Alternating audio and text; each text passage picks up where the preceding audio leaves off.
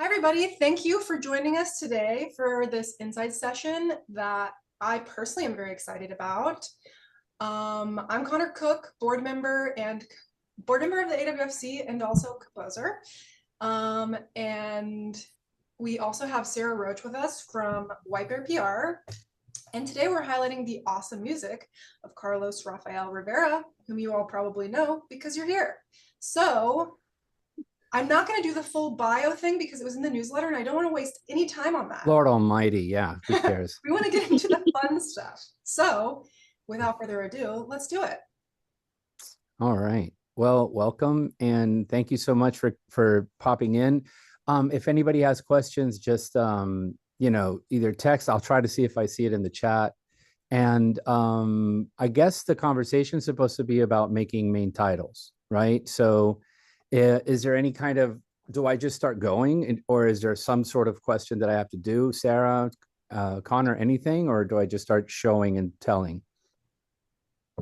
It's up to you. Showing and tell. I think showing and telling. I think we can. Oh, okay, good. I just wasn't sure if there was some like. Okay, then yeah, because there's going to be plenty to jump into.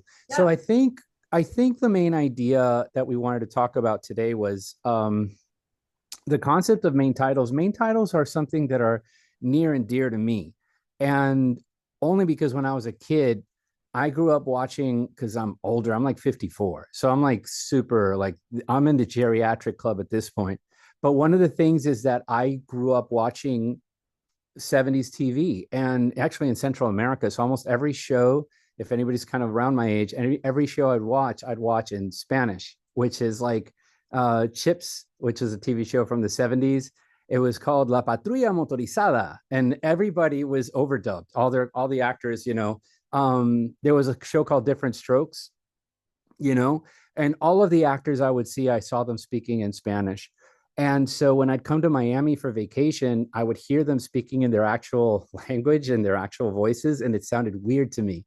So that's interesting to me, at least. But when I was a kid, I'd hear the themes, and that was themes for a lot of the Mike Post shows. It was like themes for the Rockford Files, themes for Baba Black Sheep, Hill Street Blues, that maybe some people have.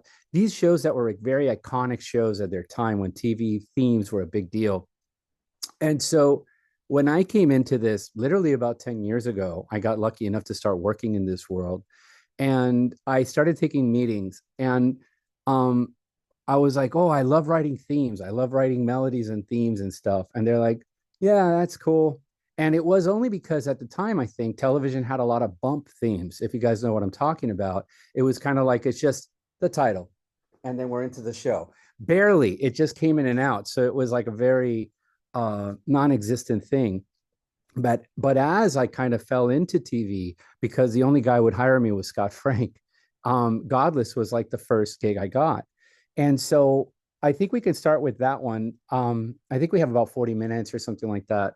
I'll add it up to talk. So I'm going to kind of hopefully go rather quickly, but if there are questions in between these things, the idea is to show Godless, I think Queen's Gambit, Lessons in Chemistry, and Dept Q. So, and the only reason why I'm kind of holding a guitar and I use the mic is only so you can hear me play out of tune. You kind of hear that, hopefully.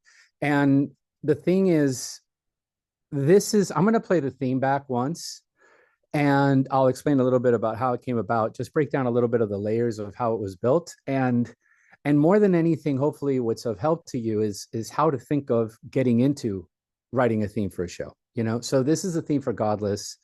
Here we go. Oh, wait, I forgot I have to share. Dun, dun, dun. Hold on a second. Tell me if you all can see this or hear this. Are you on? Can you? Can see. Thumbs up? Yep. Okay, here, I'm going to play it back, hopefully.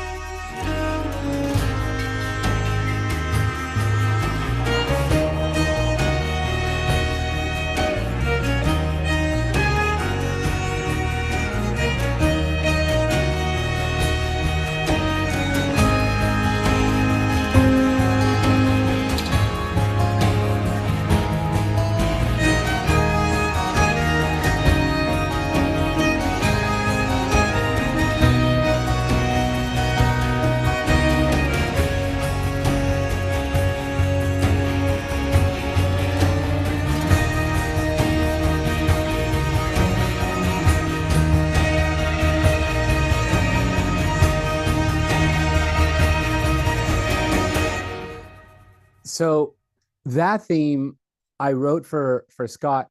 I wrote this theme before the show ever, was shot. This was kind of like right at the beginning of the idea.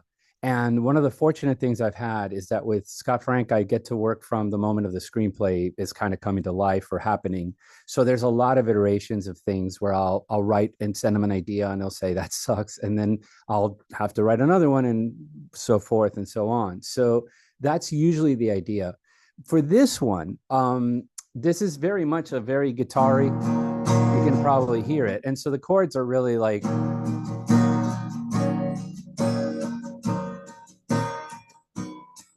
right? So it's all descending ideas. If you kind of hear the background, I know it's out of tune, but I don't want to try to fix it or waste your time. But you kind of, and then when it hits the next chord, A, it goes. You see, it's all going down, right? So I'm very simplistic in some concepts because Godless is, in my mind, conceptually the absence of light, right? In some way. And so with that, I started thinking, okay, the absence of light and falling into darkness, that's sort of honestly what triggered the creative idea into what seems like, and then, and I can get, picky, you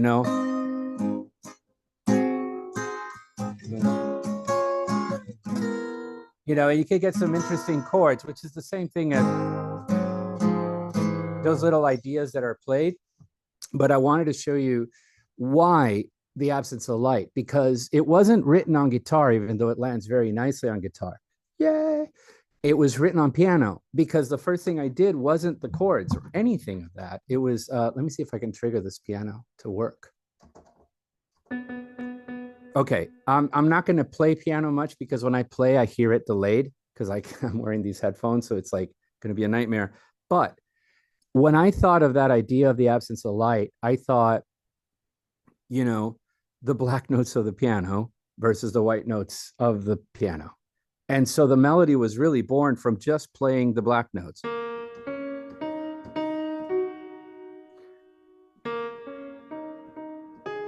And I said, well, if I can write the whole melody only on these notes, then we're godless, right?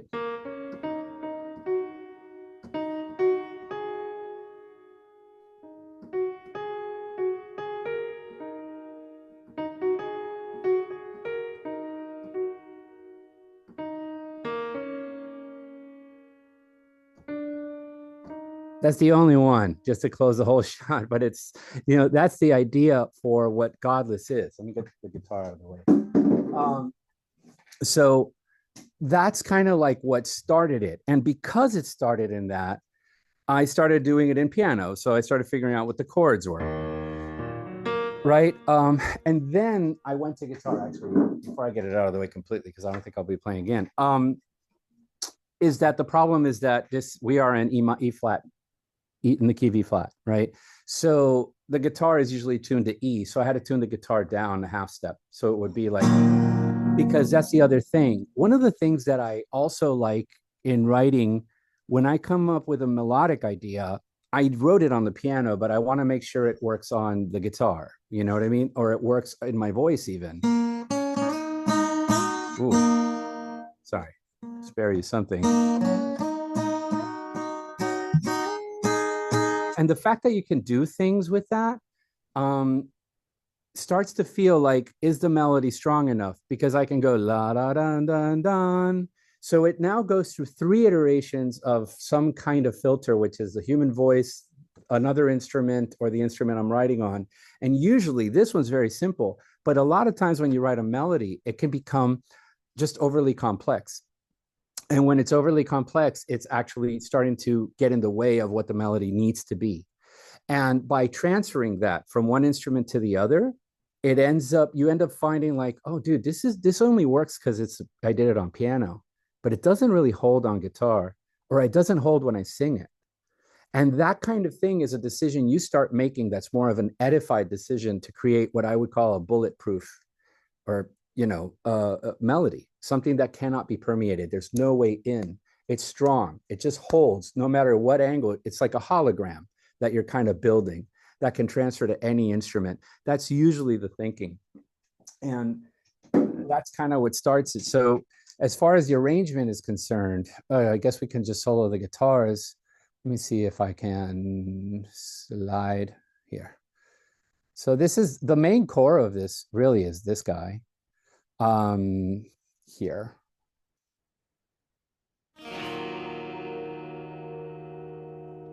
There's an acoustic electric on the left, an acoustic in the center, and acoustic on the right, which this guitar I used.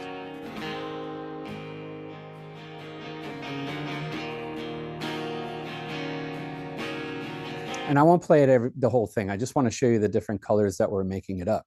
But one of the things I really like is actually this guy.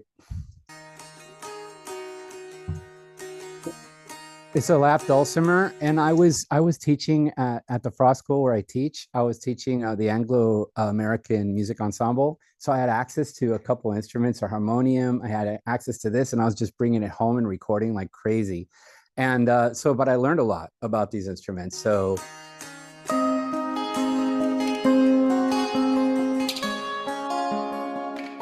a little bit of a defining color for the guitars in that moment. And I think the secret weapon for Godless was truly Joy Adams. Joy Adams was a cellist who also was my TA at the time at the Frost School. And she was helping me teach. And she had studied with Mark O'Connor, and she came from Eastman, and she's in an amazing band now. If you want to look it up, it's called Big Richard. It's like, it's hilarious, but it's amazing. She's a fantastic cellist, fantastic. Look her up, Joy Adams. But she played. And so she came over, and she did a lot of the stuff. Basically, the main cello. I'll play you the main cello melody. That's all Joy. I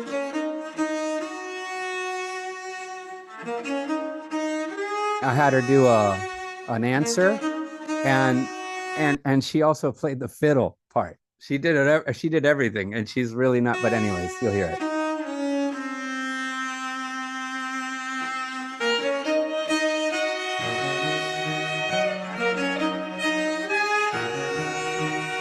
Which I could play that whole thing alone because she's so good. But it was a lot of fun to get to work with her. And then we had the staccato stuff to add a little motor. Right. Trying to see what else. Some of the fun stuff. We did some effects on have her play a few effects here.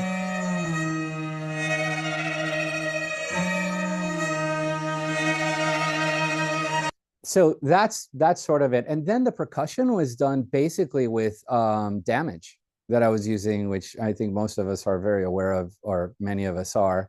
And I don't know what this little body piano hit, but at least you can hear it from here. You'll recognize it. And I played the bass on it. And I'm a big fan of bass lines that go boom, boom, ba, ba, boom. I don't know why. Anytime I get on a note, I'll do whoop, ba, ba, boom. So it's just a lot of that stuff is put together towards what makes this.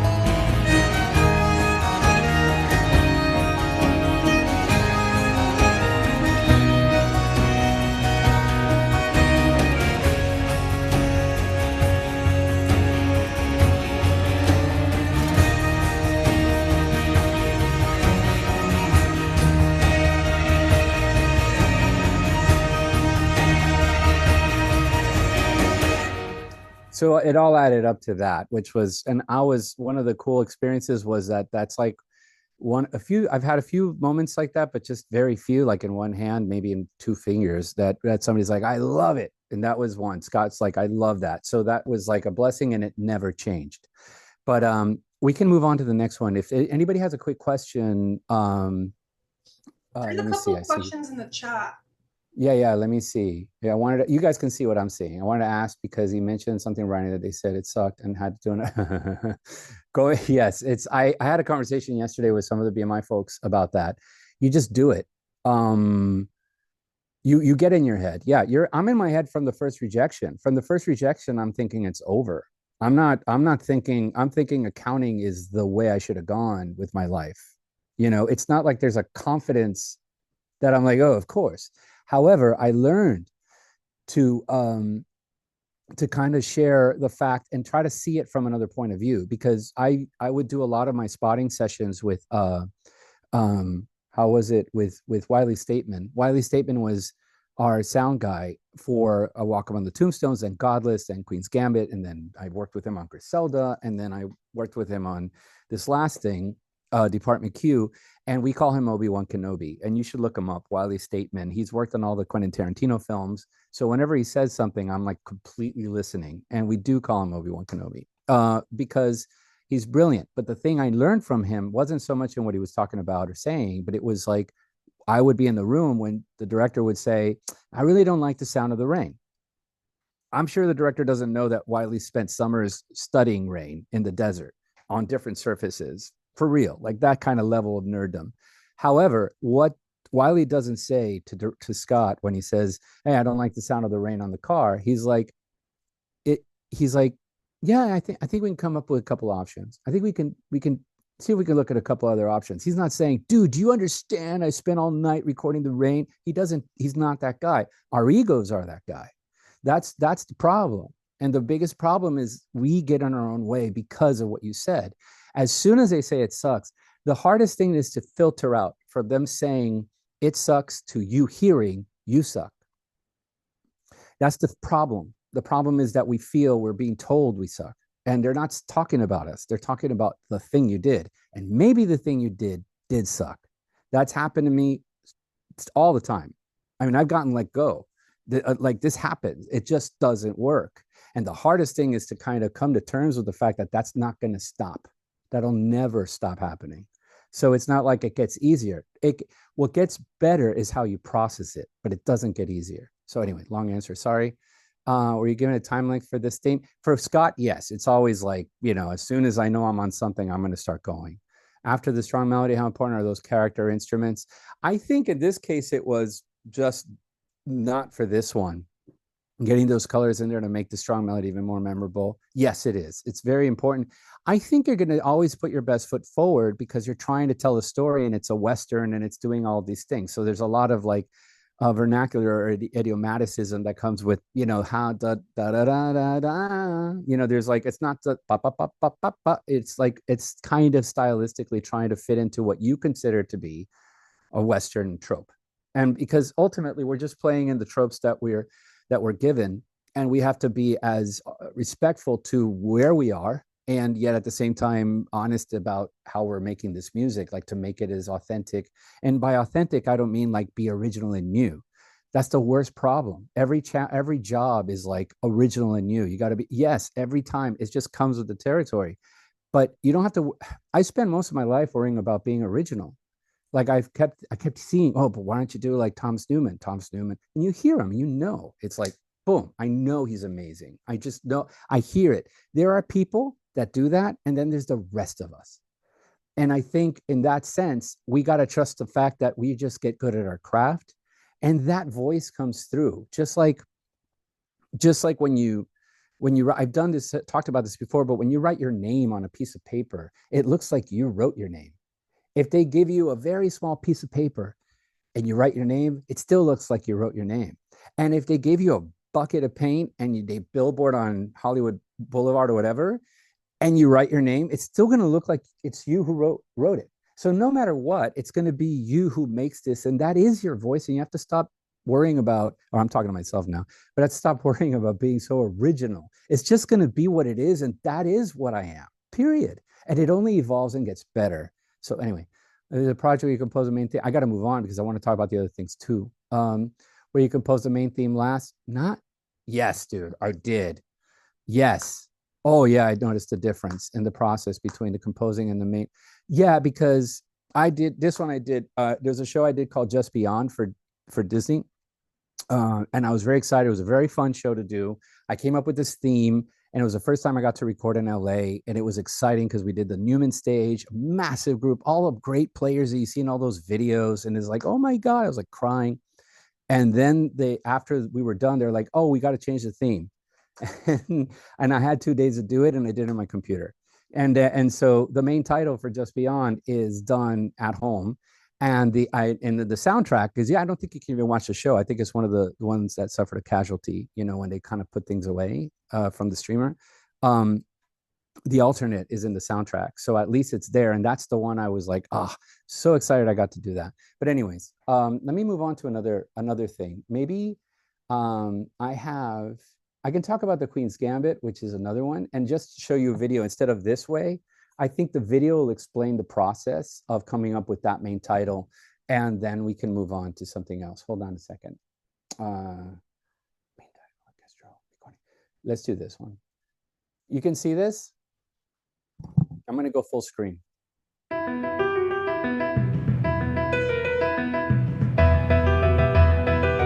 And sorry, I'm going to ask you to read. It's just not going to play it. It's just going to explain itself. But anyways, I'm going to stop. Sorry.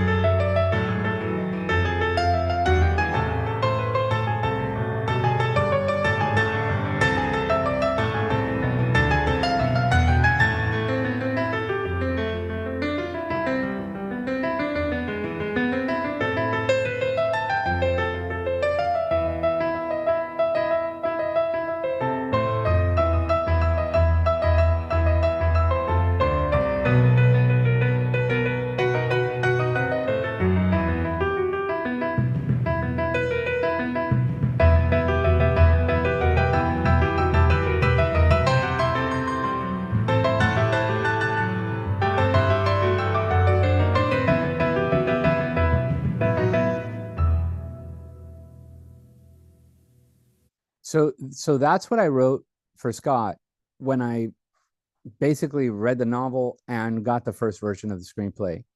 And I thought it would be this, classically based story.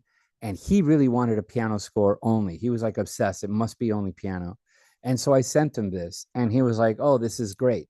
At the time, this is what's crazy. At the time, I didn't know that was going to be the victory music. I also didn't know that was going to be Borgoff's theme. You don't pre-think this stuff. If I just left it at that, you're like, dude, how does it? No, it's like a process, and we all go through this. As we're making it, you start going, you know what? That little bum, bum, bum, that's kind of a cool thing. What if I put it for the bad guy? And in my mind, bad folks have tropes of like short motifs, James Horner, Wrath of Khan, it's like a very minimal theme for Khan. If it's the heroes, they usually have a longer theme. And somebody like Beth ended up having like multiple themes because she's such a complicated character. She was like her own worst enemy. And so there would be like the pill Beth, and then all kinds of things in my memory now that I can't recall very well.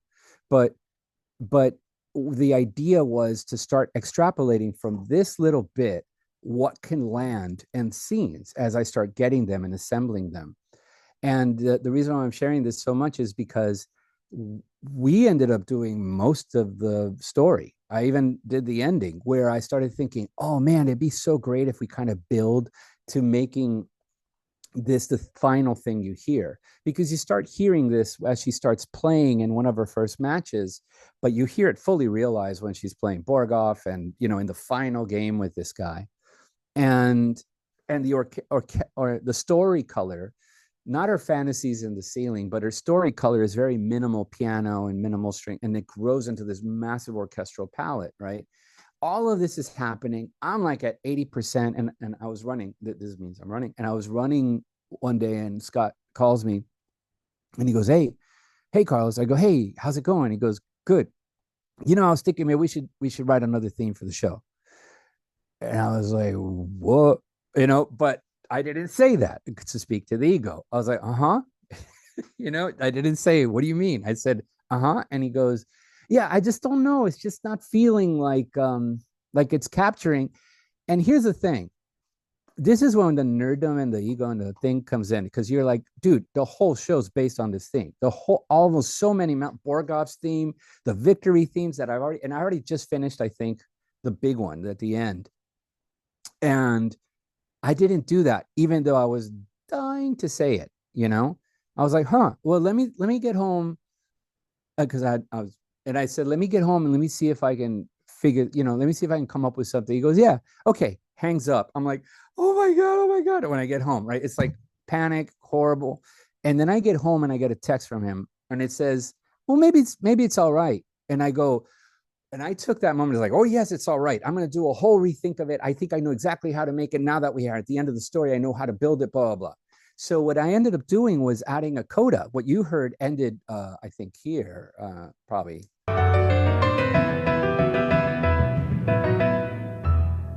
All right, it's done. Simple, elegant, we're pretty. And then I ended up really going to town because what you'll hear that's extended isn't so much like a bravado or bravura coda. It's a plea for the main title to survive and not be replaced with something else. So I'll play you the video of how it ended so you get an idea.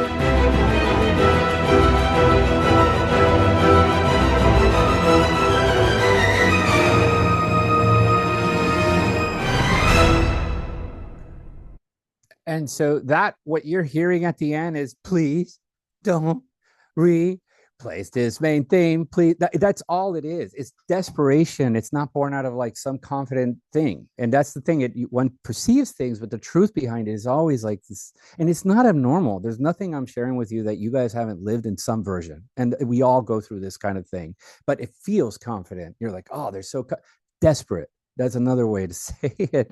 So I hope that gives some context as to how things come together on that side. I wanted to share also the main title of Lessons in Chemistry. I'm trying to see if I can just share a link, a Dropbox link. I don't know if you'll get it, or maybe, I don't know if I can add a file to the chat. Let me add this, and whoever can get it, feel free to share it to go along. I don't know how to do this, but basically it has to do with, where did I put it? Oh, there it is. It popped up. This is really nerdy, but I'm only saying this to make a point to move on to Lessons in Chemistry, unless there's, I'm wondering if there's a project that you compose. Okay, great. Okay, no questions yet. Great. Because I want to get to the lessons and the other, and any questions we have is also. But this is really stupid to look at. But the only reason why I want to share it with you is that it has to do with how the main title for Lessons in Chemistry was written. It was kind of written in two parts. Close. Don't save? I never know. Do I not save? I don't know. Let's see what happens. Okay. Is that Lessons in Chemistry, there was a moment where we were going to, how would you say it? We were going to make I was given the story, and I read the book, and one of the concepts I had for a main title there was that this would be the story for someone whose life goes to the most unexpected places, because that's kind of a fact as to what happens with Beth Harmon. I'm sorry, Beth Harmon, Elizabeth Zott. Sorry, is another Elizabeth. And this is a show that was done by Apple, and it was a beautiful show to get to work on. Honestly, it was a very well told story about a woman who is truly anachronistic. I don't think she was of her time. She was ahead of it in every kind of way. And the novel itself is quite a beautiful read. But the thing is, what I was trying to do, or my sort of North Star, if you will, was to kind of have a melody that would go to unexpected places. That was the whole point. The whole point was to write something that wherever you are, you go like, why are we here? And then you kind of go to but we have to be here. Like the inevitability of the unexpected. That's the goal. And it's hard, but it's worth the work, the journey. And that sort of thing was what I thought. And what ended up happening was that I was given this sort of visual. And let me just quickly break it down. Maybe I should play it back so you see it, and I'll show it to you. Let me just solo the sort of piano sketch, I guess. I don't know what am I going to kill or not here. Sure. I don't know. I think that should cover it. Okay, sure. And the visuals were nice in this case. Here we go.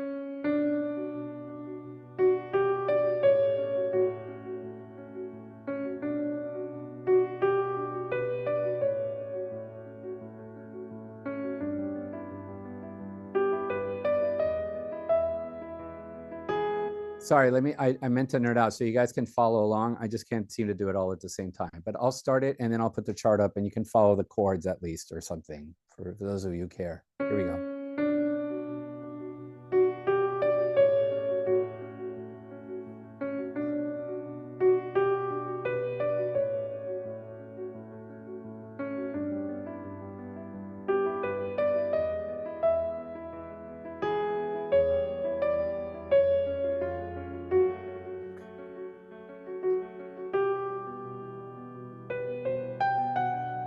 So repeat, but in this different place.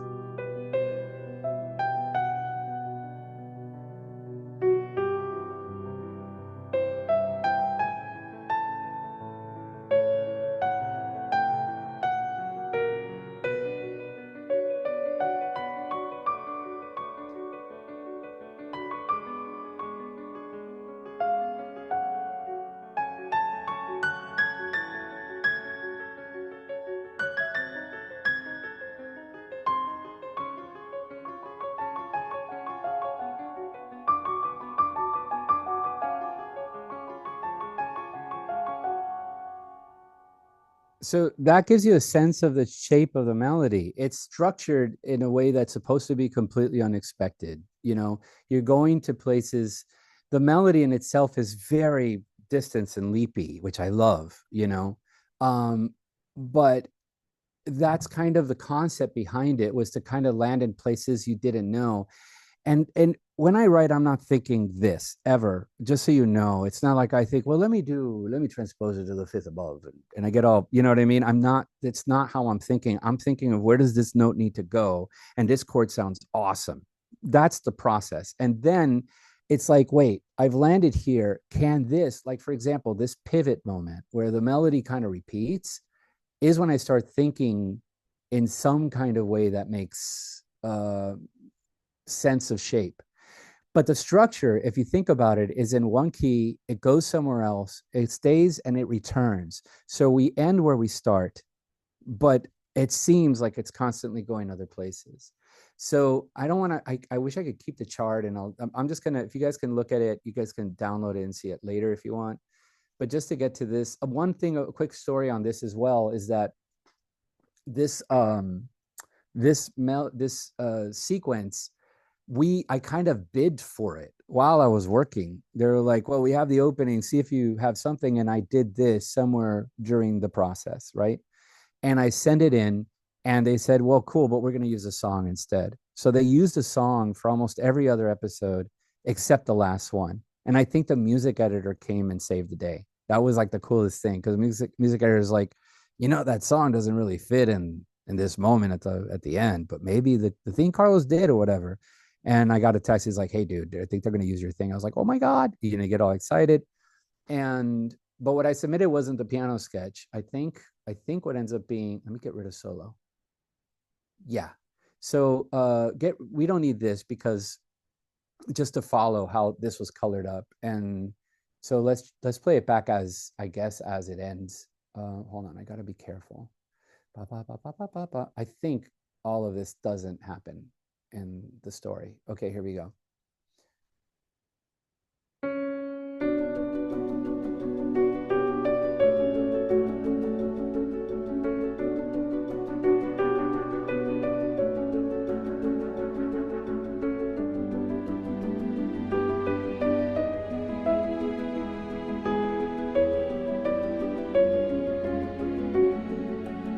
Next section.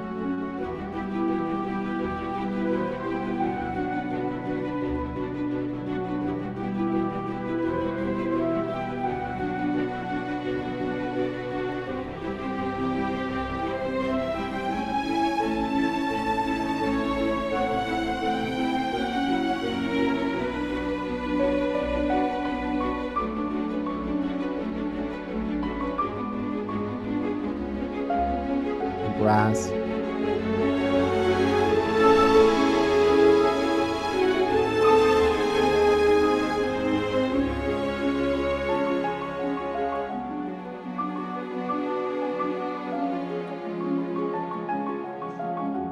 So that's a fully orchestrated demo, right? That's not real orchestra. And one of the things that happened was that during COVID, we were going to record with orchestra. So my demos were okay. But suddenly we were told we're not going to record for the Queen's Gambit. We were supposed to record kind of like in June, and COVID had happened in March. And all of a sudden, I reached out to the guy. I don't know if anybody's seen the Spitfire videos with the demos. Just, I can't believe I forgot his name, but he's awesome, and he does these really cool, all the demos and orchestration demos for Spitfire. I forgot his name right now. I'm sorry. But I reached out to him like through an email. I got somebody that knew him, and I was like, oh, could you please help us make our demos better, because we're not going to be able to record the orchestra.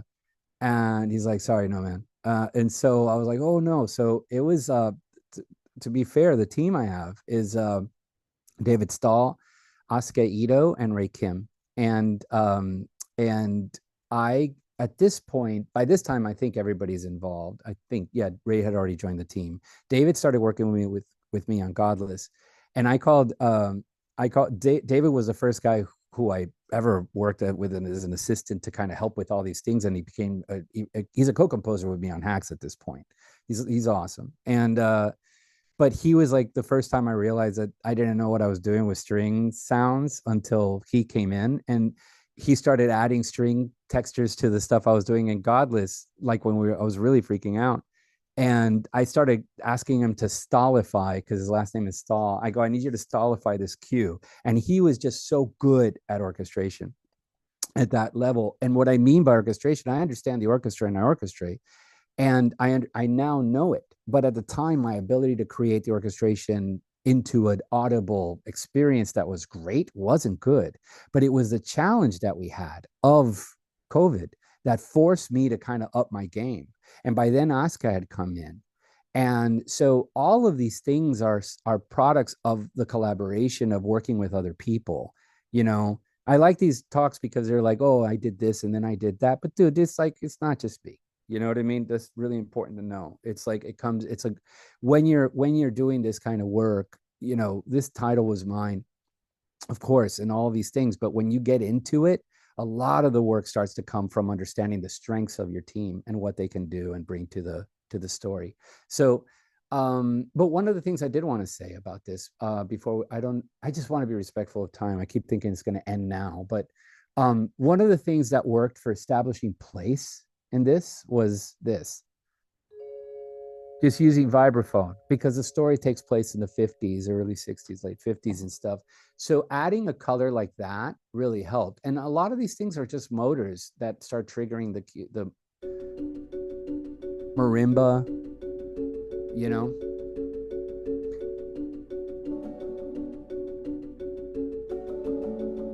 These are things that no one's listening to when they hear it. And the reason why these trumpets are doing this, that really came from a use I was doing in Queen's Gambit. I was doing a lot of repeated trumpet stuff, but it came from the previous Q had been doing that leading into this. So that's why that's just there, just there left over. But it kind of, in the story, if you see that last episode, you'll see what I mean.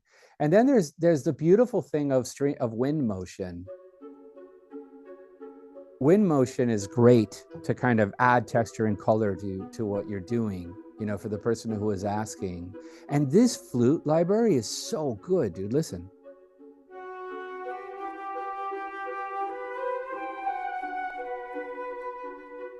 And for those of you who are kind of just, if you notice, there's like nothing in my channels. I don't have almost anything. And I wanted to share this with you too. I have like one reverb I use for everything. And the reverb, like bussing this out, I know this is not main title stuff, but this is kind of nerdy and fun, at least for me. This is the one I use for everything. And my team hates me because I'm like, the guy, where's the reverb? You know what I mean? They're like, dude, old man, get something else. But anyways, check it out. This is kind of like, this reverb is Long Dream. And the trick for these big reverbs is to kill the EQ, kill the mid. It's just, there is no mid in the EQ. And so you get all the space, but you don't get the mush that happens when you add reverb. So I can add reverb in different gradations to different instruments. Some don't need it. Spitfire libraries, a lot of them tend to have a lot of reverb in them. If you can control it, do that. But there's a level of reverb that I add to everything, but it's the one reverb that unifies it all. It's the one ring to rule them all, or whatever, for the Lord of the Rings fans in here. And that's kind of like what this is about. I wanted to stop for questions, or if anybody has any questions regarding this, I'm happy to answer. Is that a Logic only plugin? Yeah, it's the free one. That's why I used it. it's what I had access. The convolution it's just, I don't know. Let me see. The convolution program for reverb. No, wrong thing. Sorry, that one doesn't even have reverb. Dude, where is it? Flute. Oh yeah, let me just trigger it here. Space Designer.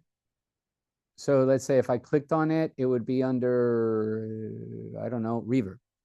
And I have all these that I don't even use. I never even installed them because I got UAD and it's put me all these things. And when I open it, it's like a demo. It's really annoying. Space Designer, stereo, boom. And then there you are. And the output EQ, click on that. Because if you go on volume, you won't see it. You know what I mean? But if you do this, you can kill the mid and do. I use it for everything. And one of the things I tend to do, last thing on this, is that I do tend to have melody on one and a harmony on the other. If you notice where the melody is, it's pan to the left, and the harmony is pan to the right. Let me see. Yeah, and if you hear this, you can just hear it. See? My whole goal for making these things is making space in the middle for dialogue. Always. Nothing's ever in the middle. Bass is on the right. I always think of all the orchestra and all the instruments I play as a choir, where the basses are on the right. I'm facing them. Basses would be on my right, and sopranos would be on the left. And the voice range goes up and down or whatever. And so I always do it that way. I'm pretty hardcore about that. There are exceptions, and I start making compromises as we go. But that's the reason is because our job as musicians or composers, we're filling in the aural landscape, and it's already filled in the middle by the main melody, which is the dialogue. That's the lead. That'll never be killed. My music can get killed. The dialogue's never going to die. So that stays in the middle, and all I can do is support it. And the more out of the way I am, the better. We can move on if anybody has any questions, and people can talk. It's this weird muted thing going on, but if anybody wants to just talk, you can do that while I set up the last one. Am I right to think that this is an hour, right? Or Connor, I just want to be respectful. Oh, we can go till 11 if you're up for it, and we can leave a couple of minutes at the end for questions. Okay, then I'll do the other one, and then we can probably do questions. But if anybody wants to chime in now while I'm trying to figure technology out, that'd be great. I just put a question in the chat.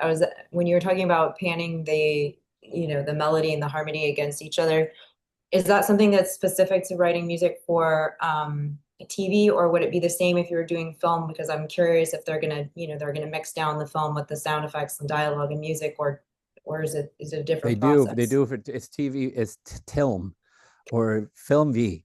It's not the same. And the process is kind of for me at least, the process is very similar. It's just how I make it, unless I'm told otherwise. But I also work in stereo. There are people, I don't know that many that write in 5.1. I think a few composers maybe, but I certainly don't. I write in stereo. And then my mixer up mixes it to 5.1 for stem delivery that needs to be done. But I really like the idea, because I'm kind of thinking of, I will also, when I'm writing my demos and mixing them, I play them back I have JBL speakers or whatever, but I also play it on my phone. I'll play it on a laptop. I'll get in my car and hear it back. There's all this sort of iterations. I'll even stream it to the TV and go, wow, accounting. You know what I mean? Like, it's just all these, this is just part of the process. And the more you do it, the better your ear gets. It's the truest answer. It's like hours put in of just hearing your mixes and understanding as you do them that they're going to work in any environment. But you have to start with one environment where it works, and then you kind of start, and you start realizing, you start hearing, your ears truly develop as they do for music. It's almost like you get an ear for EQ, ear for frequencies, and understanding what they're doing and how they're canceling out. And I don't know the true math behind it, but because I've done it so long, I've understand what I should start cutting out. As a matter of fact, almost everything I have that has to do with EQ, if there is EQ, Jesus, there's no EQ. Man, it'd be nice if I EQ'd something. There, I'm cutting bottom end, if you can see here, or I'm cutting, and I'll raise high frequencies to get through on some of them, but I'm mostly trying to get rid of things, that if I have EQ on things, the more I used to, when I started, this was filled and this was filled. My output track had compressor, multipressor, limiter, and da-da-da. I sound like a DJ, but that's how it felt like. I felt like one of those crazy car things that they would do, the car-a-thon. It's going to be a monster truck. Like, everything was on these things. And the older I've gotten, the less and less and less I use. And the less worried I am about, if you want to make it land, you have to move that library to the right 5 frames and blah, blah, blah. There are some libraries that are just stupidly finicky, but most of it ends up humanizing it when you just leave it where it is, because there are sometimes late. So they mimic the real musicians. It's this weird balance that I've gained over the years that I've learned. I guess we can talk, and thank you for the question. I hope that answers to some degree. It was a long answer, sorry. I guess we can talk about this Dept Q theme, only because for me, it truly is a full circle experience. Because Scott Frank was my guitar student. The reason I'm talking to you today is because the guy who's giving me all these jobs was my guitar student. So there is opportunity in teaching folks. Never stop. Just kidding. But seriously, like, I still teach, and I teach at the Frost, and I love, that's my day job, and I'm never going to quit it. But Scott was my private guitar student when I needed to make ends meet. And as we talk about being portfolio musicians, which is another way of saying I have 50 jobs to pay rent, which is what I did. Certainly when I lived in LA, I taught at the Pasadena Conservatory. I was a TA at USC, and then an adjunct when I got my doctoral degree in the composition stuff. But I was teaching popular music there. But I also taught at the Pasadena Conservatory. I had a lot of private students as well. And for a while, I was working at Taxi. I don't know if you guys know, but that sort of place that reviews, I don't even know if it's around, but it would review songs and critique. I was one of the critiquers, and I'd spend, 4 hours driving all the way out to what felt like Ojai, and then just listening and writing. So at that time I met him.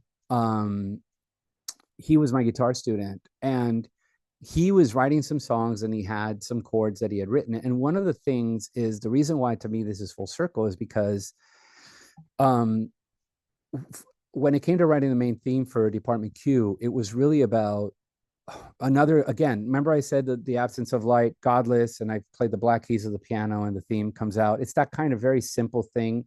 Well, the same thing happened for this. The character in this story, his name is Carl Mork, brilliantly played by Matthew Good. Another trope thing where the curmudgeon cop, and then gets a sidekick, and that's how these things play out usually.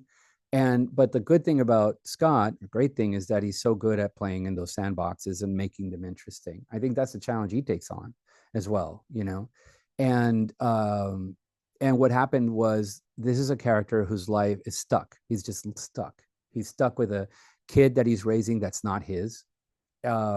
He's stuck by having been shot. He's in a position in a place he doesn't like. He's from London or UK. I'm sorry, London, and he's in Edinburgh, Scotland, working and surrounded by people. He's just, everything is a man falling down and whose life is going nowhere and it's going down. So the first thing I thought was descending melody. I started singing to my phone, la, la, na, na. And why I was doing that was because Scott was sending me a playlist of music from like bands like the Dropkick Murphys, a bunch of bands that were, Celtic rock, just blah, blah, blah, like really, and so the idea was very aggressive and muscular. He kept saying I needed to be aggressive and muscular. So I started writing music that was that way. And I started thinking of a melody that was aggressive. And the only way to be aggressive is to shout.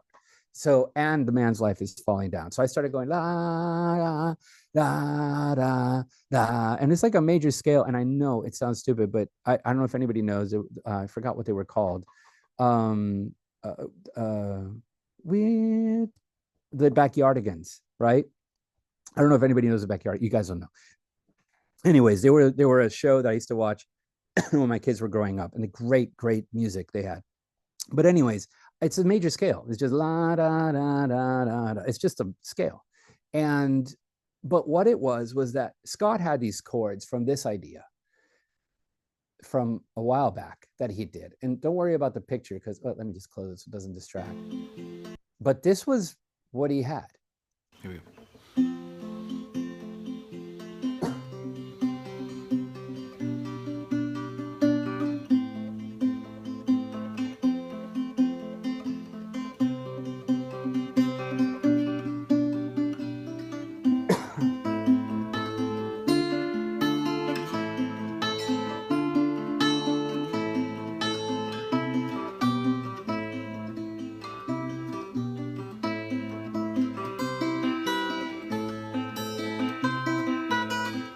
So you get the idea. That's something he had. And I was going la da da da. So what I did was that I combined that with my melody and maybe just the guitars I should play to see if they make any kind of sense. Let's see if we hear them. I don't know.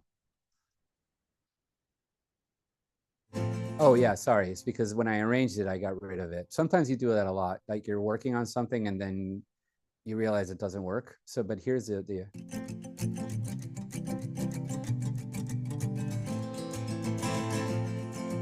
And I was like, oh my God, it works, dude. So, and here's the thing, very much one of the reasons why there's a lot of flute in the Queen's Gambit is because I found out one of the producers played flute.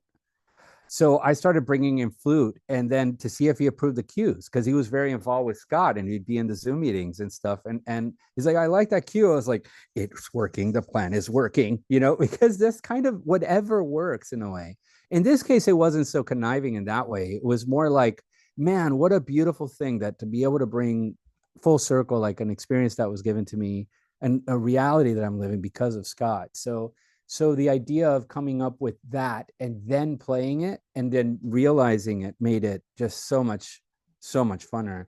I sent it to him and he wrote back, hey, I love it. And I go, are you sure? I wrote back, are you sure for real? Or are you kidding? And he goes, no, I really like it. I go, well, because you wrote it. And he goes, what are you talking about? And I go, dude, these are your chords. And he goes, what? So that's why he's like credited on this because it's, for me, it's like the coolest thing because after 20 years, I get to, anyways, it's very exciting. So that's sort of how this theme came together. So I'll play the whole idea and then talk about a few of the instruments, and we can get to questions. Oh.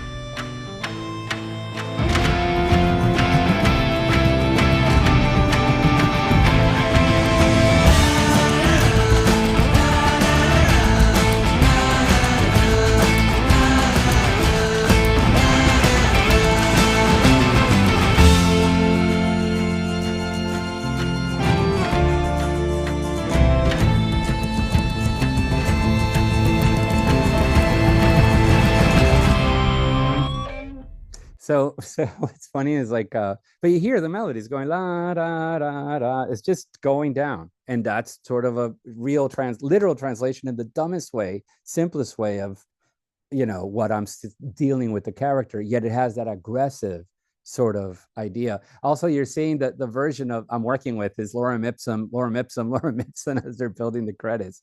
That's the fun thing about this. For me, the funnest thing about all this is sort of like the behind the scenes thing.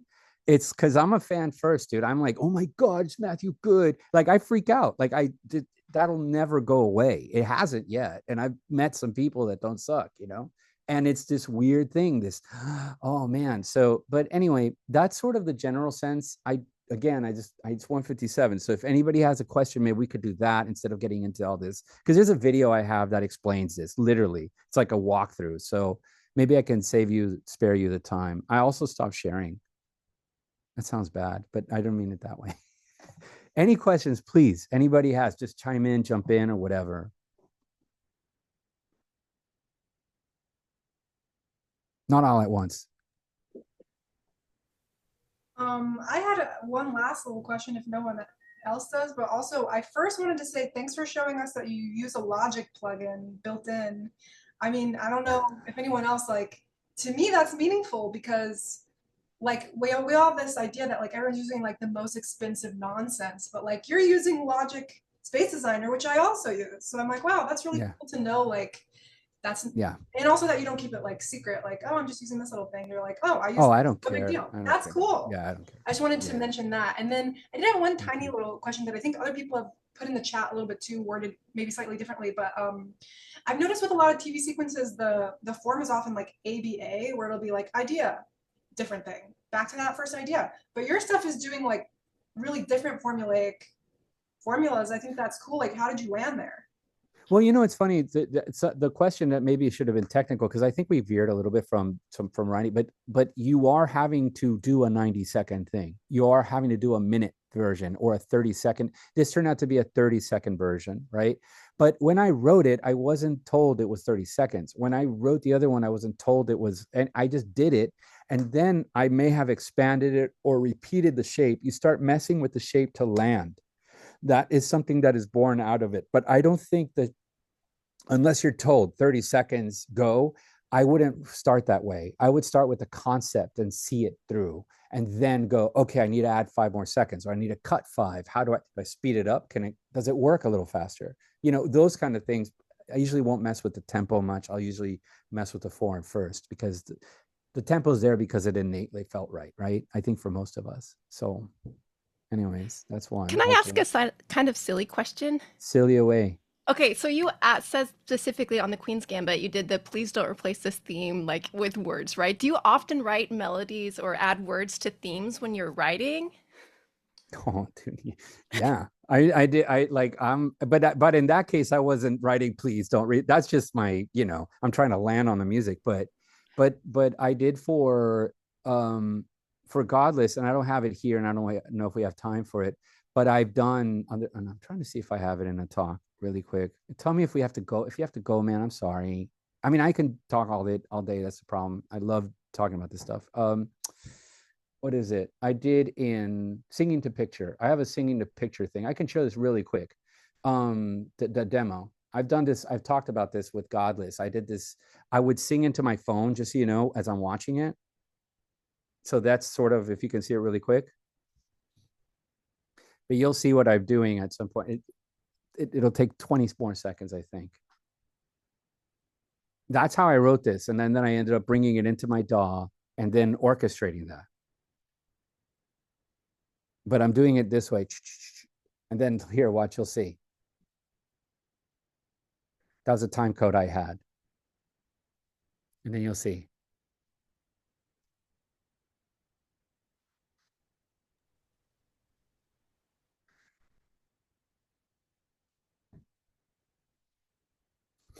So I'm landing. I'm just so I keep the note for myself on the paces of Roy Good, just so I know that that's what I'm going to make sure that my pace is set by the actor's tempo, if you will. Oh, we didn't actually hear the music there.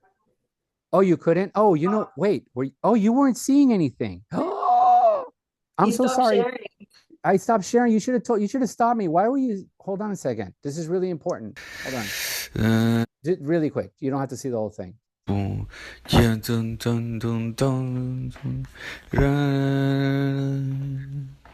The paces of Roy Good.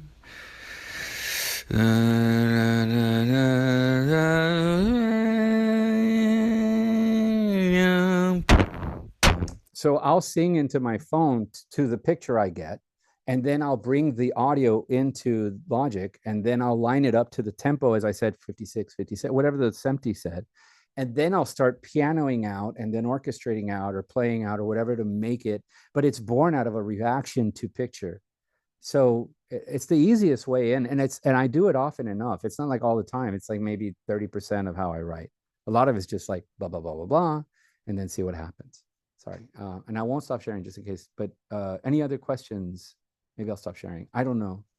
I have a comment, not a question. Yeah. I watched your video where you explained the final sequence, the winning sequence in the Queen's Gambit. Oh, yeah. And not only have I watched it, I've shown it to composing students and directors that I give workshops for, because it's just brilliant. And honestly, it was life transforming for me, because like the way you explain things just shows how something as simple as the circle of fifths, which is a very, basic theoretical thing that a lot of people forget about. But when you have that great skeleton and only MIDI, and you did something amazing with it, it just changed the way I look at my own compositions. So thank you for that, really. Lord Almighty. Now I'm going to mute my camera. All right. Thank you. No, seriously, thank you so much. That's really awesome, dude. Thank you so much for that. But any questions about anything, or I just want to be respectful now of the fact that, I don't know, are we out of time? Yeah, I think somebody. This has been so helpful. Thank you so much. We usually try to keep it at an hour just to be respectful of everyone's time. But thank you so much, Carlos. This has been absolutely amazing. Thank you, Sarah, for co-hosting this with me. And thank you, everyone, for coming, because this would be so silly without people watching it. So thank you. And thank you. That's all I can say. I really appreciate it. It made my day. Thank you. And thank you, Swat, for that comment. That was really special. Thank you so much. Have a good one, guys. Thank you, everybody.